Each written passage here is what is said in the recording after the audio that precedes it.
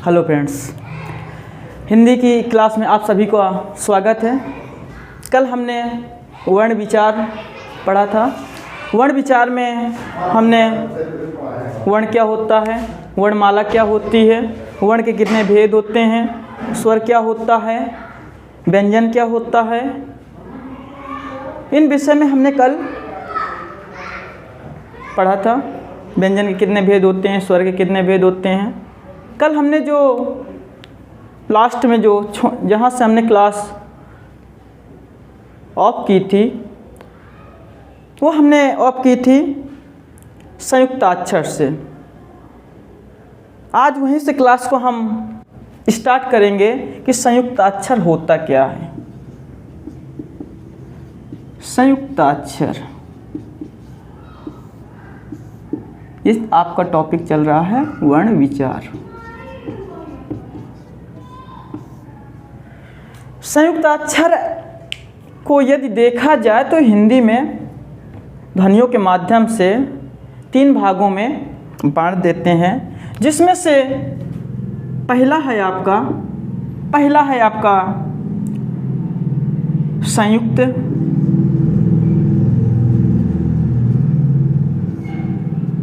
ध्वनियाँ। दूसरा है आपका संपृक्त ध्वनियाँ,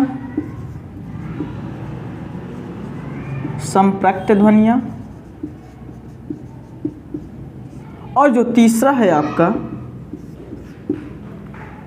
वो होता है, आपने यदि पढ़े होंगे, युग्मक ध्वनियाँ या द्वित्व। युग्मक ध्वनियाँ या द्वित्व वर्ण भी आपने पढ़ रखे होंगे, जिसमें से आप देखेंगे कि जो संयुक्त ध्वनियाँ होती हैं वो किसी व्यंजनों के परस्पर संयुक्त होकर के जिन ध्वनियों का निर्माण होता है उस संयुक्त ध्वनियाँ कहलाती हैं। संयुक्त का मतलब ही होता है जुड़ना। एग्जाम्पल में जैसे आप प्राण हो गया। एग्जाम्पल में जैसे आप घृणा, इसमें जो आपका प के साथ में र लगा हुआ है, घ के साथ में र लगा हुआ है, ये संयुक्त होकर के बने हुए हैं। प्र बना कैसे बना है? पा और रा दोनों मिले तो प्र बना। तो ये संयुक्त ध्वनियाँ हो गई। आगे है संयुक्त ध्वनियाँ। संयुक्त ध्वनियाँ होती क्या है? संयुक्त ध्वनियाँ हमने देख लिया। आगे है संपृक्त ध्वनियाँ। ये भी संयुक्त ध्वनियों के ही रूप में हम देखते हैं, परंतु इसमें से और युग्मक ध्वनियों में आपको ये अंतर देखने को मिलेगा कि इसका अपोजिट वर्ण, जैसे एग्जाम्पल में जैसे संपृक्त ध्वनियाँ में यदि हम देखें, जैसे हम कंबल कहते हैं, कंबल। युग्मक में हम देखेंगे जैसे हम कहें दिल्ली, ये समान वर्ण मिलेंगे। अगर ला है तो ला से ही मिलेगा, ये युग्मक या द्वित्व ध्वनियाँ हैं। परंतु यदि संपृक्त ध्वनियाँ हैं, इसमें समान वर्ण नहीं मिलेंगे। इसमें बा के साथ में कुछ भी आ सकता है, माँ आ सकता है, पा आ सकता है, दा आ सकता है। इसमें समान वर्ण नहीं होगा, ये संपृक्त ध्वनियाँ होंगी। और जिनमें समान वर्ण मिलके किसी शब्द का निर्माण कर रहे हैं उसमें युग्मक ध्वनियाँ उन्हें कहेंगे। क्वेश्चन पूछा जाता है, ये बताइए दिल्ली में कौन सी ध्वनि है, कौन से वर्ण है? तो आप कहेंगे युग्मक। और युग्मक इसको द्वित्व वर्ण भी कह देते हैं, द्वित्व, इसे द्वित्व भी कहते हैं। ठीक है ना? द्वित्व मतलब दो, और दो समान, ला के साथ में मिलेगा। ठीक है ना? जैसे एग्जाम्पल में जैसे कुत्ता है, ता के बाद में ता आ गया। तो इसमें आप देखेंगे कि ये संयुक्त अक्षर हुआ। इसमें ज़्यादा विस्तार से बताने की ज़रूरत नहीं है, डायरेक्ट एग्जाम्पल देख लें वही बहुत है। आगे जो है हम पढ़ेंगे कि वर्णों का उच्चारण स्थान, और वर्णों का उच्चारण स्थान अपने आप में हिंदी में बहुत सारे क्वेश्चन बना के लाते हैं। पेपर में देखा जाए तो वर्णों के उच्चारण स्थान से काफ़ी प्रश्न पूछे जाते हैं। और तो इसको देखते हैं। तो वर्णों के उच्चारण स्थान, इसमें से वर्णों के उच्चारण स्थान में हम स्वर का और व्यंजन दोनों को साथ में देखेंगे। जैसे बताने को तो हम ये भी बता सकते थे कि स्वर का उच्चारण स्थान अलग और व्यंजन का उच्चारण स्थान अलग, परंतु हमने साथ में ही जो है जानेंगे। हमने स्पर्श व्यंजन के माध्यम से पहले ही बता दिया था कि स्पर्श व्यंजन में का वर्ग कहाँ से बोला जाता है। अगर एक बार आप रिवीजन यदि आप देखना चाहेंगे तो हम देख लेते हैं।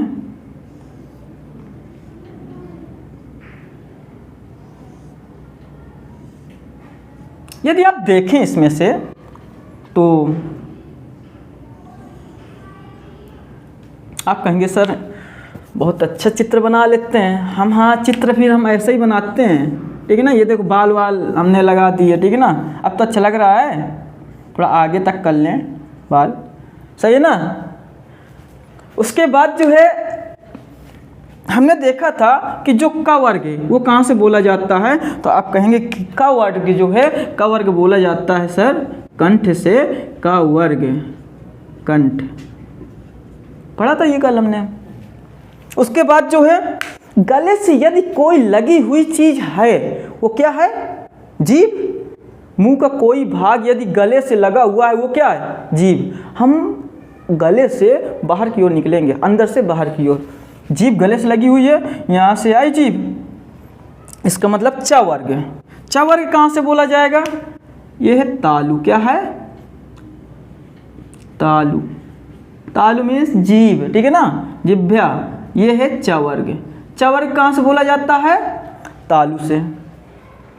जीभ के बाद जो है जीभ का जो ऊपरी भाग होता है उसे कहते हैं मूर्धा। क्या बोलते हैं, मूर्धा। जीभ का ये जो ऊपरी वाला भाग होता है इसे बोलते हैं मूर्धा।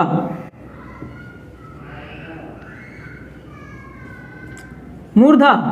अब मूर्धा से क्या बोला जाता है, इसमें बोला जाता है ट वर्ग। क्या, ट वर्ग मूर्धा से बोला जाता है। और बाहर आएंगे तो हमको मिलेंगे दांत। क्या मिलेंगे, दांत। और दांत से दंत। दंत से क्या बोला जाएगा, तो आप कहेंगे कि ट वर्ग के बाद आता है त वर्ग, तो त वर्ग दंत से बोला जाएगा, ठीक है। और बाहर आएंगे तो हमको मिलेंगे होस्ट। तो होस्ट से क्या बोला जाएगा, तो बाहर ये है ओष्ठ। ओष्ठ से बोला जाएगा प वर्ग। आपके सामने ये चित्र है। हमने बताया कि अंदर से बाहर की ओर हमको निकलना है, और सबसे पहले हम गले से स्टार्टिंग करते हैं, क्योंकि जब जो वायु होती है ना, वायु जो है फेफड़ों से सबसे पहले गले में आएगी ना, पेट में तो चली नहीं जाएगी जब बोलेंगे उच्चारण करते समय। तो कंठ से क वर्ग, और क वर्ग में हमने कल बताया था 5 अक्षर होते हैं, का खा गा गा मा, का खा गा गा अंगा, ठीक है ना। और च वर्ग में चा छा जा जा इया, टा ठा डा डा आड़ा, ता था दादा ना।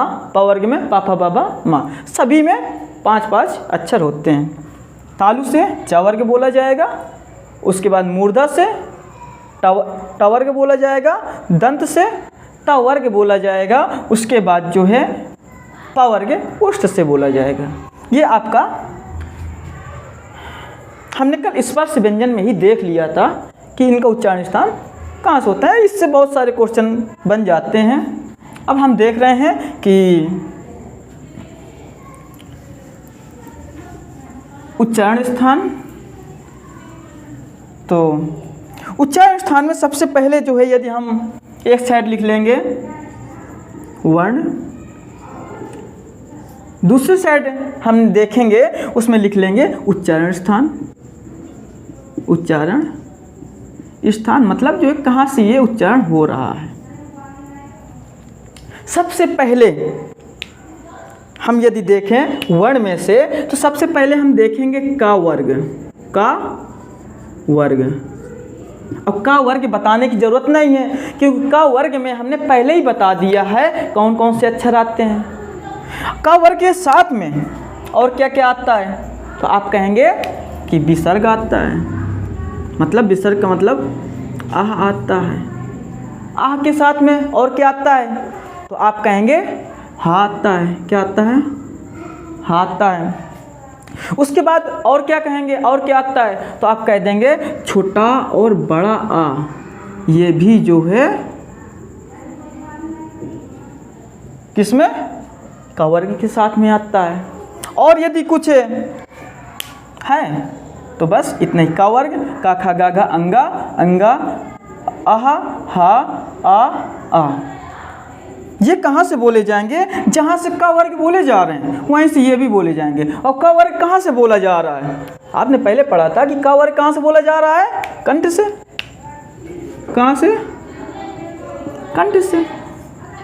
याद कैसे करें, याद ऐसे करें कि का से का वर्ग और का से कंठ, याद हो जाएगा ना। का से का वर्ग और का से कंठ, ठीक है ना। आगे जो है चलते हैं, का खा गा घा अंगा के बाद कौन आता है, चा ही तो आता है, और पहला अक्षर ही वर्ग का निर्माण कर देता है, ठीक है ना। तो उसमें से हम देखेंगे चा वर्ग। चा वर्ग में क्या क्या आता है, तो सबसे पहले छोटी ई और बड़ी ई आ जाएगी। छोटी ई और बड़ी ई के बाद फिर या और सा, या और सा ये आ जाएंगे, या आ जाएगा और इस सा आ जाएगा। जिसमें से यदि देखा जाए तो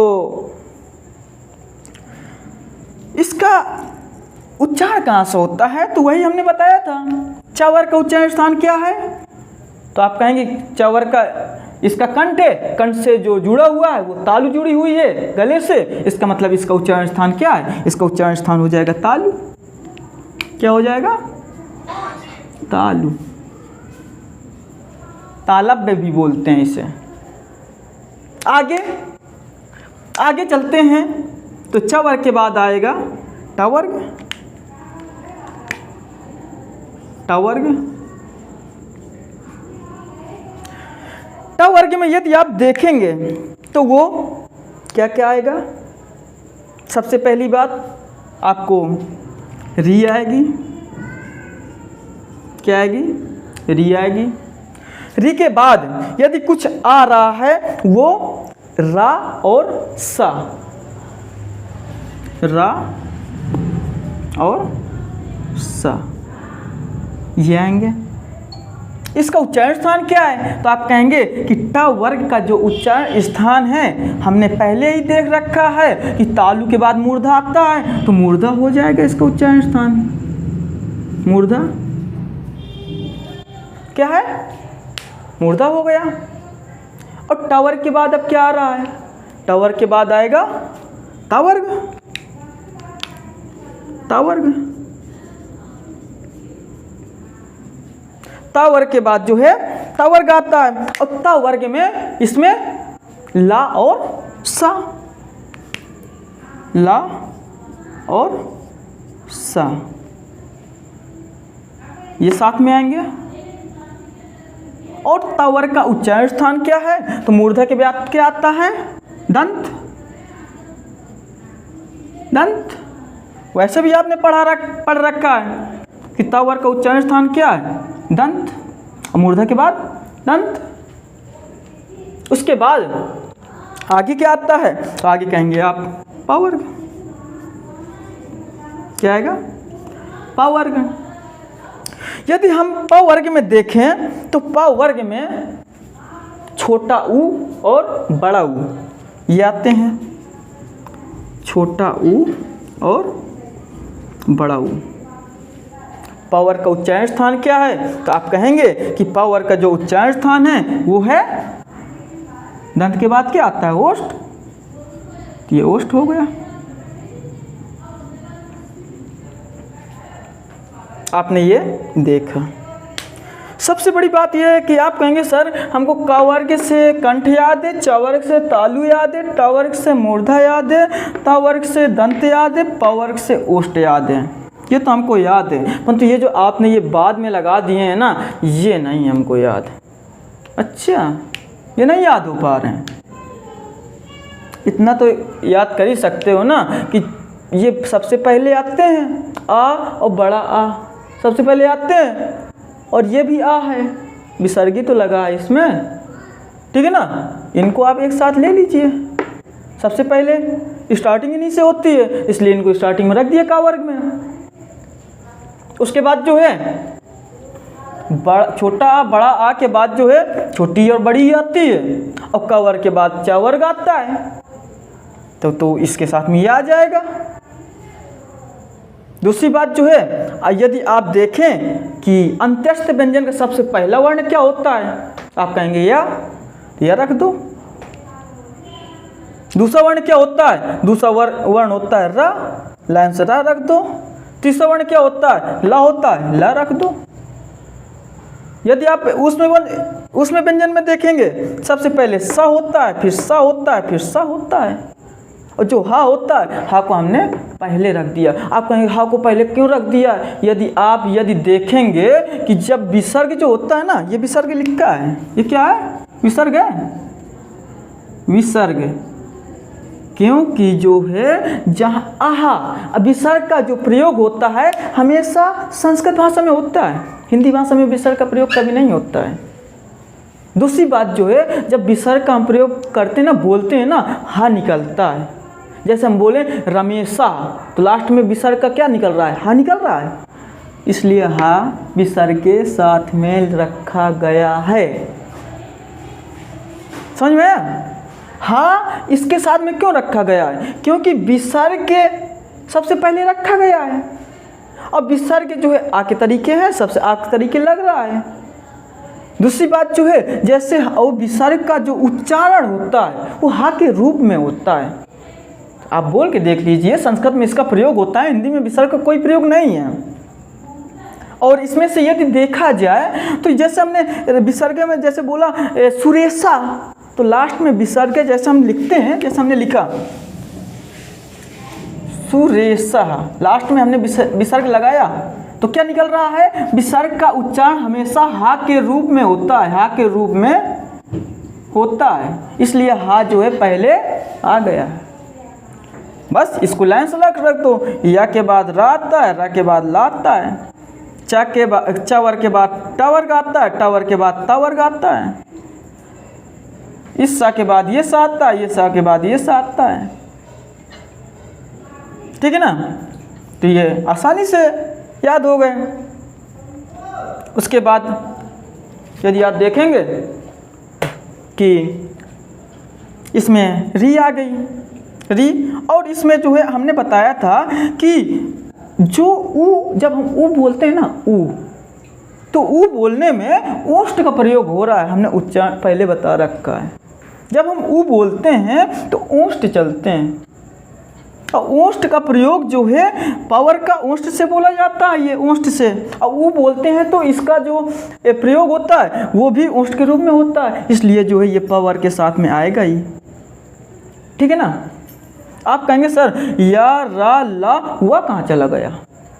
हुआ को अलग रखा गया है।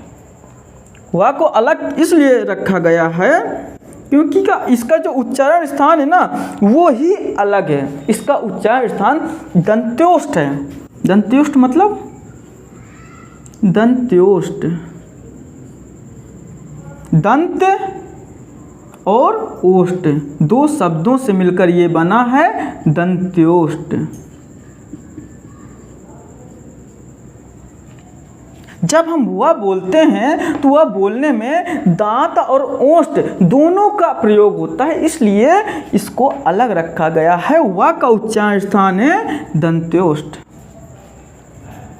आगे आप कहेंगे सर इसमें से तो स्पर्श व्यंजन भी पूरे हो गए, अंत्यस्थ व्यंजन भी पूरे हो गए, ऊष्म व्यंजन भी पूरे हो गए, परंतु देखा जाए तो अभी इसमें ए आए और ओ आओ ये तो आए ही नहीं, उनको भी, इसका भी देखिए इनका उच्चारण स्थान ए आए।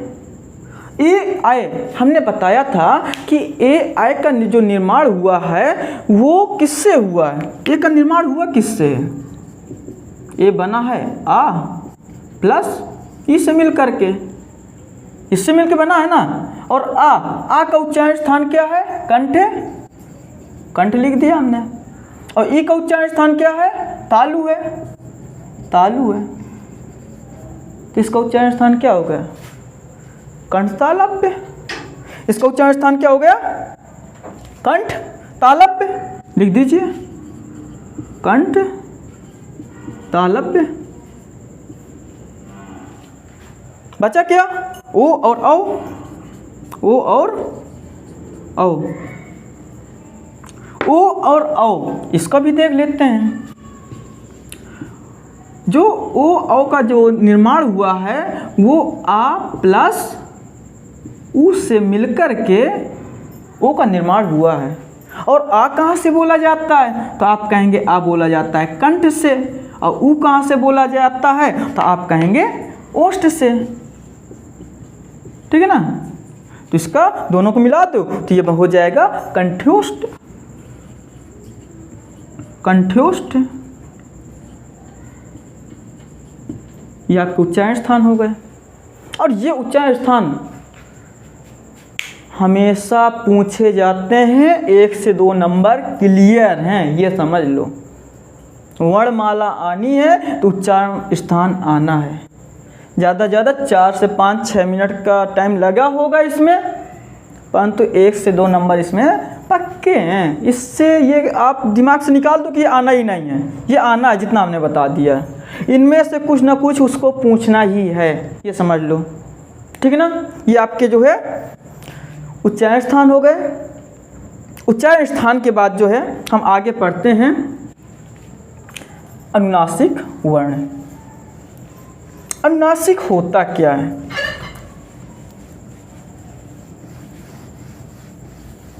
जो अनुनासिक का प्रयोग आप कई जगह बहुत सारे ऐसे क्वेश्चन पूछ लिए जाते हैं, व्यवहारिक रूप में पूछ लिए जाते हैं कि ये बताइए कि एग्जाम्पल में हम देख लें कि इंटर, इंटर लिखते हैं और फिर लिख दिया इंटर, इंटर लिख दिया, ये अड़ा है। ये इंटर के बाद जो है ये अनुनासिक का जो प्रयोग था इसको हटा के हमने ये अड़ा का प्रयोग क्यों कर दिया? ना का प्रयोग कर सकते थे, आधा ना लगा देते, आधा मा लगा देते, परंतु हमने जो है अड़ा ही क्यों लगाया है? इसका भी हम देखेंगे कि ऐसा क्यों हुआ है। सबसे पहले अनुनासिक वर्ण होते कौन कौन है? अनुनासिक वर्ण। अनुनासिक वर्ण प्रत्येक वर्ग का जो पंचमा अक्षर होता है, 5वां वर्ण, वो अनुनासिक वर्ण होता है। होते कौन कौन से हैं? प्रत्येक अक्षर के जो पंचमा अक्षर है, 5वां वर्ण है, उनको रख लेंगे। इया सबसे पहले अंगा, इया, इया के बाद जो है आड़ा, ना और मा, 5 होते हैं ये। दूसरी बात जो है कि इनका जैसे प्रयोग है, तो प्रयोग यदि देखेंगे कि अंगा का कहाँ प्रयोग देखने को मिलेगा, इया का, आड़ा का, ना का और मा का। इनका प्रयोग जो है आप देखेंगे तो एग्जाम्पल में, जैसे आपने देखा होगा कि एग्जाम्पल में जैसे आपने देखा होगा कि गंगा लिखा है, गंगा, गंगा बहुत से लोग ऐसे लिख देते हैं, परंतु कभी कभी आप देखेंगे कि इसको चेंजमेंट, अनुनासिक का प्रयोग हटा करके इसको चेंज करके आप जो है देखो गंगा को जो है ऐसे लिख देते हैं, गंगा। ये जो अनुनासिक, ये जो आपका अनुस्वार लगा था, अनुस्वार का प्रयोग अनुनासिक में कर दिया है, ये गंगा। ठीक है। इसी प्रकार जैसे हमने इसमें एग्जाम्पल लिया, जैसे हम लिखते हैं पतंजलि, पतंजलि, सही है, सही लिखा है, परंतु जैसे क्या होता है, इसको यदि आपने देखा होगा कभी जो है ये पतंजलि ऐसे लिखा रहता है। आपका एक सवाल मन में आया होगा कि सर ये बताइए कि अंगाई का प्रयोग इसमें क्यों किया गया, इया का ही प्रयोग इसमें क्यों किया गया। इसका ये होता है कि जिस वर्ग का अक्षर हो उसी वर्ग के पंचमा अक्षर में चेंज होता है। जैसे ये ग जो वर्ग है, ग किस वर्ग का है, क वर्ग का है, और क वर्ग का जो पंचमा अक्षर होता है वो क्या है, अंगा है, इसलिए इधर अंगा आया है। जा किस वर्ग का है, च वर्ग का है, और च वर्ग का पंचमा अक्षर क्या है, इया है, इसलिए इधर इया आया है। पंचमा अक्षर में चेंज होता है, ये पंचमा अक्षर हैं, और जिस वर्ग का होगा उसी वर्ग का उसमें पंचमा अक्षर आएगा। दूसरा है अड़ा। अड़ा में यदि आप देखेंगे जैसे बहुत सारे, जैसे आप कहते हैं कि खंड, क्या लिखा है, एक खंड लिखा है, खंड को यदि हम लिखेंगे, खंड ऐसे लिख सकते हैं, खंड, ये आड़ा लगा है। और आड़ा क्यों लगा है, क्योंकि जो डा है ना, डा किस वर्ग का है, तो आप कहेंगे टा वर्ग का, तो टा वर्ग का पंचमा अक्षर आड़ा होता है, इसलिए जो इसमें आड़ा का प्रयोग किया गया। हमने एग्जाम्पल अभी बताया तुमको कि जो है इंटर बताया था ना अभी, इंटर को हमने चेंज करके क्या लिखा था, इंटर। बहुत से लोग पूछ लेते हैं ये बताओ ये ऐसा क्यों लिखा गया है, जवाब नहीं होता है, क्योंकि जो है उनको ग्रामर का ज्ञान नहीं है। ग्रामर का यदि व्याकरण का ज्ञान होता बता देते, कोई इतनी बड़ी चीज़ नहीं है, पहले ही बता रखा है हमने कि ये इसके बाद जो है जो वर्ग है वो कौन सा है, टा वर्ग है, टा वर्ग का जो पंचमाक्षर क्या है, अड़ा है, अड़ा लगा दिया हमने। उसके बाद जो है ना, आपने जो है एग्जाम्पल के रूप में यदि आपने देखा होगा कि जैसे संविधान,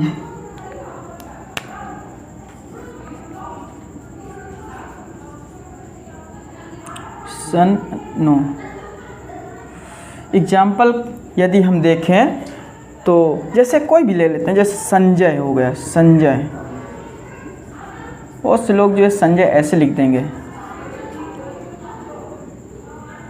नहीं संजय कैसे हो जाएगा, संजय जो है नहीं होगा। हाँ चलो सही है, इसमें से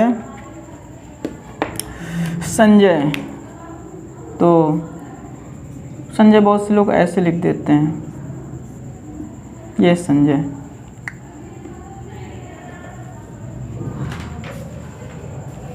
नहीं तो संजय को यदि आप हटाना चाहें हटा सकते हैं, आप कंफ्यूज हो जाएंगे, फिर बाद में आप कहेंगे। आप ऐसे कीजिए जैसे रख दीजिए संत, जो ट्रिक चल रही है उसी में चलने दो, संत। संत में आप देखेंगे कि ये तावर का है, तो संत हम ऐसे लिख सकते हैं, संत। तावर का पंचमाक्षर क्या है, ना है, ना का प्रयोग हमने कर दिया इसमें। आगे है माँ, तो माँ में कौन सा, तो यदि हम देखें कि संविधान, संविधान, इसका प्रयोग इसमें होगा, संविधान।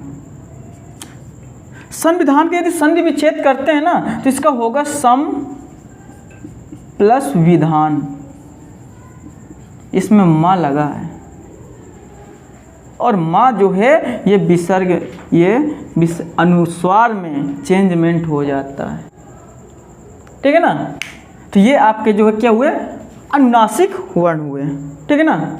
उसके बाद जो है आगे हम पढ़ेंगे कि स्पर्श संघर्षी व्यंजन क्या होते हैं। स्पर्श संघर्षी, तो स्पर्श संघर्षी में देखेंगे हम स्पर्श संघर्षी व्यंजन। स्पर्श संघर्षी व्यंजन आप देखेंगे कि जो चा वर्ग के प्रथम जो 4 वर्ण होते हैं, चा वर्ग के प्रथम 4 वर्ण, मतलब चा वर्ग सबसे पहले हमको देखना पड़ेगा, इसका मतलब चा वर्ग, और चा वर्ग के प्रथम 4 वर्ण चा, छा, जा और झा, इसका मतलब अनुनाद जो लास्ट का पंचमा अक्षर है वो नहीं आएगा। तो जो चा वर्ग का जो है प्रथम 4 वर्ण होते हैं, चा, छा, जा, झा, ये स्पर्श संघर्षी व्यंजन होते हैं। क्वेश्चन पूछ लिया जाता है एग्जाम्पल में कि ये बताइए कि इनमें से कौन सा स्पर्श संघर्षी नहीं है या स्पर्श संघर्षी है। तो स्पर्श संघर्षी 4 ही वर्ण होते हैं, चा, छा, जा, झा, ठीक है ना। उसके बाद जो है आगे जो है हम देखेंगे, हमने कल उच्छिप्त वर्ण पढ़ ही लिया था। उच्छिप्त वर्ण में हमने बताया था कि डा और ढा का प्रयोग वो हो चुका है। उसके बाद आगे पढ़ेंगे हम कि प्रयत्न के आधार पर वर्णों का वर्गीकरण। प्रयत्न के आधार पर प्रयत्न का मत आप कह सकते हैं उच्चारण के आधार पर वर्णों का वर्गीकरण।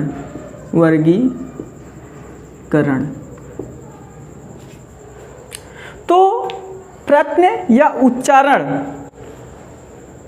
इसी को हम कह सकते हैं कि प्रयत्न के आधार पर या उच्चारण के आधार पर वर्णों को 2 भागों में बांटा गया है। पहला होता है अभ्यांतर प्रयत्न, अभ्यांतर प्रयत्न, और जो दूसरा होता है वो होता है बाह्य प्रयत्न। बाह्य प्रयत्न। उसके बाद जो है प्रयत्न कहते किसे हैं, तो वर्णों के उच्चारण करने में हम जिस तरीके का, जिस ढंग का इस्तेमाल करते हैं वही प्रयत्न कहलाता है। सबसे पहले हम देखेंगे कि अभ्यांतर प्रयत्न क्या होता है। तो अभ्यांतर प्रयत्न,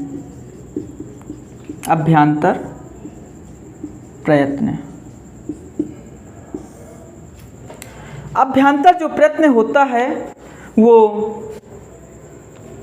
वर्णों के जब हम उच्चारण करते हैं तो शरीर के अंदर से जो होने वाला परिवर्तन होता है, जो कंपन होता है,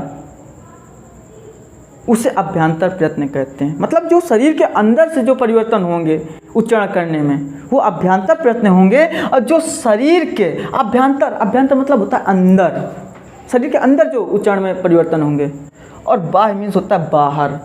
और वर्णों के उच्चारण करते समय जो शरीर के बाहर परिवर्तन हमको देखने को मिलते हैं उसे हम बाह्य प्रयत्न कहते हैं। अभ्यांतर प्रयत्न होते कितने प्रकार के हैं, तो अभ्यांतर प्रयत्न आप कह सकते हैं कि अभ्यांतर प्रयत्न 4 प्रकार के होते हैं। आप इसमें अभ्यांतर प्रयत्न में लिखना चाहें कि वर्णों के उच्चारण करते समय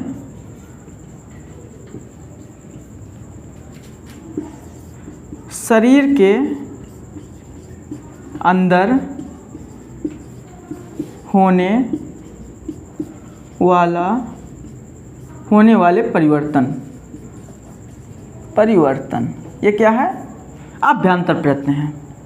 सब उसके बाद जो है कि अभ्यांतर प्रयत्न के भेद कितने होते हैं या प्रकार कितने होते हैं? तो आप कह सकते हैं कि इसके जो है 4 प्रकार होते हैं। 4 प्रकार कौन कौन से होते हैं अभ्यांतर प्रयत्न के? वो देख लेते हैं कि अभ्यांतर प्रयत्न के भेद 4 हमने बताए। 4 में से सबसे पहला यदि देखा जाए वो है विवृत प्रयत्न। विवृत प्रयत्न।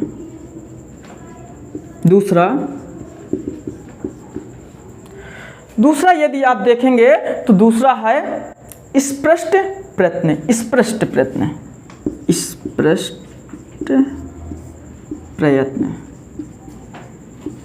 तीसरा है आपका तीसरा प्रयत्न है वो है ईषत् स्पष्ट प्रयत्न। ईषत्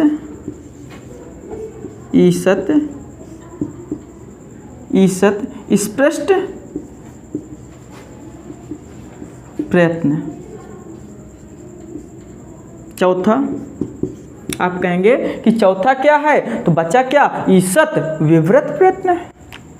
ईषत् विवृत प्रयत्न। कुछ नहीं करना है, 2 शब्द आपको याद रखना है, विवृत और स्पष्ट।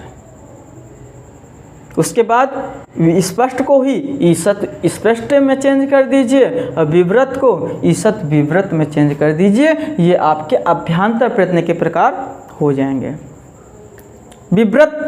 विवृत में कौन कौन से वर्ण आते हैं? तो आप कह देंगे कि विवृत में सभी स्वर आते हैं। सभी स्वर, जितने भी सभी स्वर हैं 11, वो सभी जो है विवृत प्रयत्न में आ जाएंगे।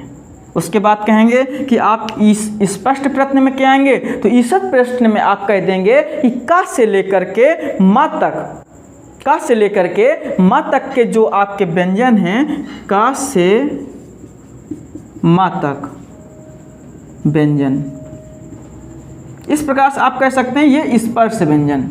स्पर्श व्यंजन आते हैं इस पृष्ठ में। याद करना हो तो ऐसे याद कर सकते हैं कि स्पर्श से स्पष्ट, स्पर्श से स्पष्ट। आगे यदि ईषत् स्पष्ट में देखेंगे तो इसमें अंत्यस्थ व्यंजन आ जाते हैं। अंत्यस्थ व्यंजन, अंत्यस्थ व्यंजन होते कितने? 4 होते हैं। ये सब हमने पहले बता रखा है। स्पर्श व्यंजन होते कितने? 25 होते हैं। और कौन कौन से होते हैं? तो या, रा, ला और वा, ये सब हमने पहले बता रखा है। ईषत् विवृत क्या होता है? इसमें जो है ऊष्म व्यंजन आ जाएंगे।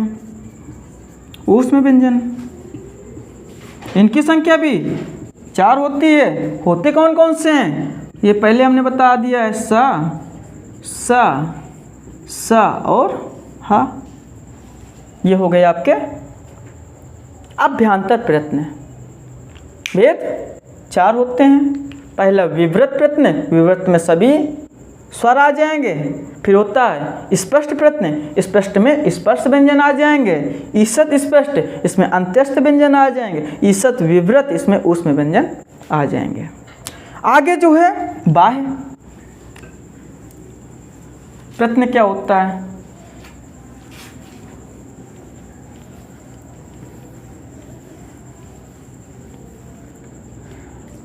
बाह्य प्रयत्न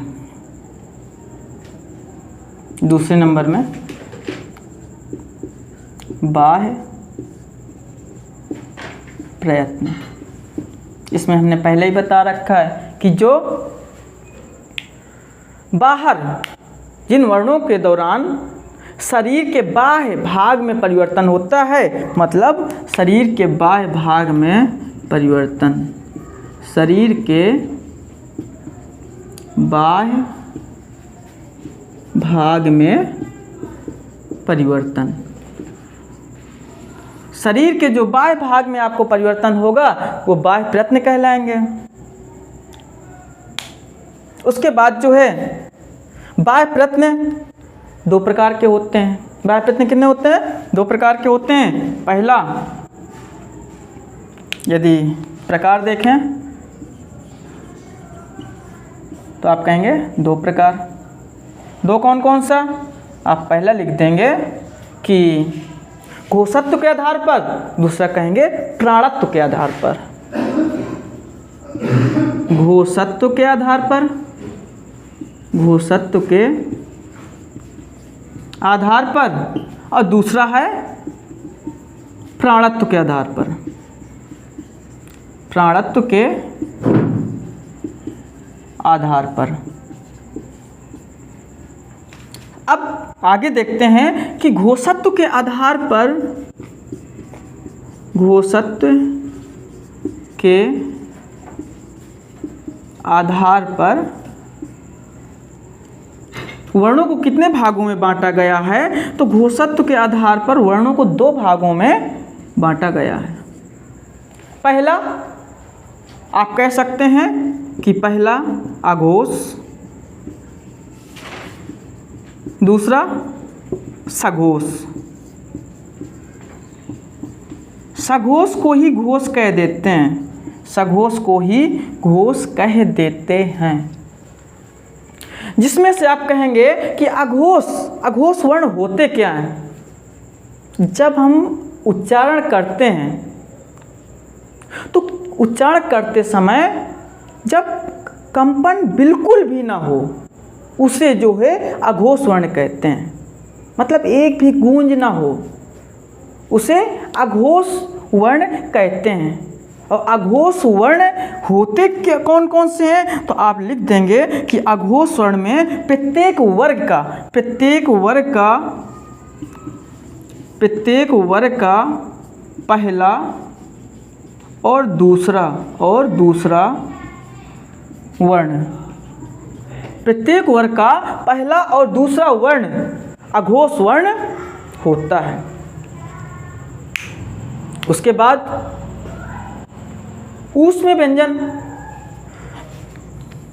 ऊष्म व्यंजन में आप देखेंगे कि हा को छोड़ करके, हा को छोड़ करके जितने सा हैं सा सा सा ये आ जाएंगे और विसर्ग आ जाएगा जो आपका आ है, ठीक है ना। ये आपके जो है अघोष हो गए। आप देखेंगे कि इनकी संख्या कितनी है, 5 ये हो गए, 5 ये हो गए, क्योंकि प्रत्येक वर्ग में 5 होते हैं, ठीक है ना। हाँ 5 प्रत्येक 5 ये पहला 5 वर्ग है, पहला तो प्रत्येक वर्ग में 2 वर्ण पहले के ले लो, प्रत्येक वर्ग में 2 वर्ण पहला और दूसरा, और 5 वर्ग होते हैं तो 5 दूनी 10, 5 दूनी 10 ये हो गए। पहला दूसरा 2 प्रत्येक वर्ग में 5 होते हैं और 5 दूनी 10, एक ये एक ये एक ये एक ये, तो 10 4 14, तो इनकी संख्या कितनी आ गई? तो इनकी संख्या है 14। उसके बाद प्राणत्व के आधार पर यदि देखें अभी तो सघोष या अघोष, तो सघोष अघोष प्रत्येक वर्ग का जो बचे हैं, प्रत्येक वर्ग का तीसरा, चौथा और पांचवा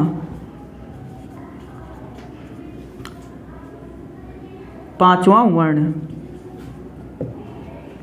उसके साथ में अंत्यस्थ ये उस इसमें चले गए तो अंत्यस्थ इसमें आ जाएंगे, तो अंत्यस्थ हो गए, अंत्यस्थ। और सभी स्वर इसमें आते हैं, सभी स्वर, सभी स्वर। और जो हा है, हा इसमें नहीं आया तो हा इसमें आ जाएगा, हा इसमें आ जाएगा। और उसमें विसर्ग था तो इसमें क्या आ जाएगा, अनुस्वार आ जाएगा, इसमें अनुस्वार आ जाएगा, इसमें अनुस्वार आ जाएगा। तो आप देखेंगे कि इसमें 3 वर्ण हैं, 3 पचे 15 ये हो गए, 15 4 अंत्यस्थ व्यंजन, 1 ये उसमें व्यंजन का हा और ये अनुस्वार, काउंट करिए तो ये हो गए 15, 5 20, 1 21। और सभी जो स्वर थे, सभी स्वर कितने हैं, 11 हैं, सभी स्वर। तो आप देखेंगे कि सभी स्वर और ये सभी मिलाने के बाद आप जो है इनकी जो संख्या है वो 32 आपको मिलेगी। 15 4 1 1 11 32। उसके बाद जो है हम आगे पढ़ते हैं प्राणत्व के आधार पर, कि प्राणत्व के आधार पर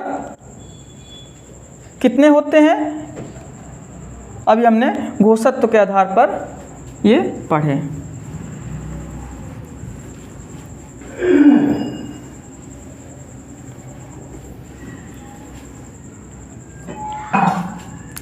प्राणत्व के आधार पर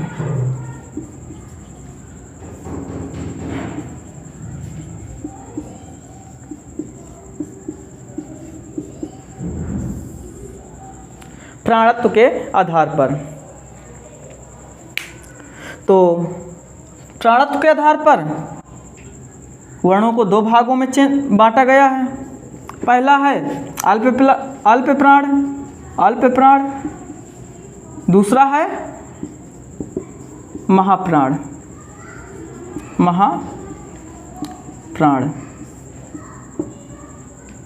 अल्प प्राण क्या होता है?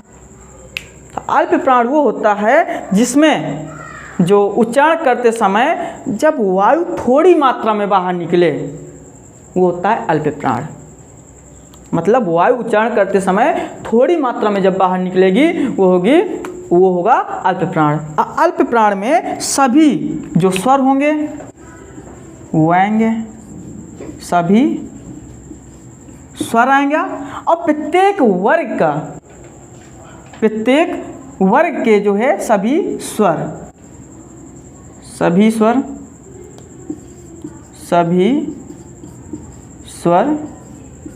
और प्रत्येक वर्ग का पहला, तीसरा और पांचवा वर्ण और अंत्यस्थ व्यंजन ये आपके आएंगे। और इसमें अनुस्वार क्या आएगा? अनुस्वार ये आपके अल्प प्राण में आएंगे। और इनकी यदि टोटल संख्या देखी जाए तो इनकी टोटल संख्या आपको 31 मिलेगी। कितनी मिलेगी? 31। आगे महाप्राण वो है जब उच्चारण करते समय वायु अधिक मात्रा में जब बाहर निकलती है उसे महाप्राण कहते हैं। महाप्राण में क्या आएगा? तो महाप्राण में प्रत्येक वर्ग का जो बच्चा है, इसमें पहला, तीसरा, पांचवा आ गया, बच्चा क्या? चौथा, और ये पहला, दूसरा और चौथा, दूसरा और चौथा, इसमें अंत्यस्थ आ गया तो इसमें ऊष्म आ जाएगा, इसमें ऊष्म आ जाएगा, ऊष्म व्यंजन, ठीक है ना। उसके बाद जो है इसमें अनुस्वार आ गया था तो इसमें विसर्ग आ जाएगा, इसमें विसर्ग आ जाएगा। और यदि इनकी टोटल संख्या देखें तो इनकी टोटल संख्या 15 है। 10 ये हो गए, 4 ये हो गए, 14, 1, 15 है, तो इनकी संख्या 15 है। ये आपके जो है अल्प प्राण और महाप्राण हो गए। उसके बाद जो है कुछ शब्द हैं इसमें कि ये बताइए कि लुंठित क्या होता है, पार्श्विक क्या होता है। तो लुंठित और पार्श्विक जो शब्द होते हैं तो आप देखेंगे कि जो पार्श्विक शब्द होता है वो होता है, इसी में देख लेते हैं पार्श्विक वर्ण क्या होता है। तो पार्श्विक वर्ण ला होता है। क्या होता है? ला जो होता है वो होता है पार्श्विक वर्ण। और जो लुंठित वर्ण होता है तो लुंठित वर्ण देख लेते हैं। लुंठित वर्ण होता है रा। ये पूछ लिया जाता है इसलिए हम बता रहे हैं कि बहुत से क्वेश्चन इससे बन जाते हैं कि पार्श्विक वर्ण कौन सा और लुंठित वर्ण कौन सा है। और बाकी जितने भी वर्ण हैं, एक शब्द और आ जाता है कि काकल्य वर्ण किसे कहते हैं। काकल्य वर्ण क्या है? तो हा को काकल्य वर्ण कहते हैं। हा को काकल्य वर्ण कहते हैं। बाकी जो है एक आगत वर्ण है। आगत वर्ण क्या होता है? आगत का मतलब होता है आए हुए। हिंदी भाषा में वो है नहीं, परंतु वो बाहरी भाषा से हमारे लैंग्वेज में, हमारी भाषा में आ गए हैं। आप देखेंगे जैसे का हो गया, का कि यहाँ बगल में साइड में नुक्ता का प्रयोग किया जाता है। खा हो गया, खा के जस्ट बगल में नुक्ता का प्रयोग किया जाता है। जा हो गया। आप जो भी वर्ण देखें और बगल में नुक्ता का प्रयोग यदि आपका हो रहा है तो वो जो है आगत वर्ण होगा। कोई भी यदि वर्ण लिखा है और उसमें यदि नुक्ता का प्रयोग हो रहा है तो वो आगत वर्ण है। आप इसमें कंफ्यूजन नहीं हो, उन्हीं वर्णों में नुक्ता का प्रयोग होगा जो वर्ण आगत वर्ण हैं। तो ये वर्णों से संबंधित जितना था उतना हमने इस चैप्टर में पूरा करने का प्रयास किया और मिलते हैं नेक्स्ट क्लास में और नए टॉपिक के साथ में। तो आज के लिए इतना ही और हमारे चैनल को सब्सक्राइब कीजिए, लाइक कीजिए और बेल आइकन का जो सिंबल होता है उसमें अपनी जो उंगली है उसको टच कीजिए। आज के लिए इतना ही, धन्यवाद।